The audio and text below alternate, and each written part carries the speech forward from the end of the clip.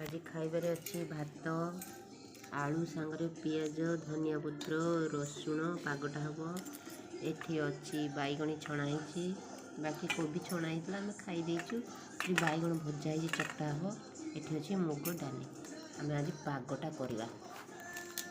पागरे टे मिक्सचर पकईदेवा ना पागटा टेस्ट आसबनी एमती पाखुड़ा पियाज को चकड़ी टिके दबा एमती करके खाइबे गरम गरम आलू सीझा बढ़िया टेस्ट। आज टे मो पु कैमेरा धरी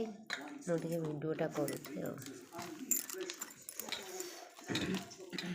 पागटा कहार पसंद टे कमेंट करके जनइबे कहार मो पुअर बहुत पसंद आम बाबूंर भी बहुत पसंद मोर बेस पसंद ना चलो लंका टे चकड़ी था बाकी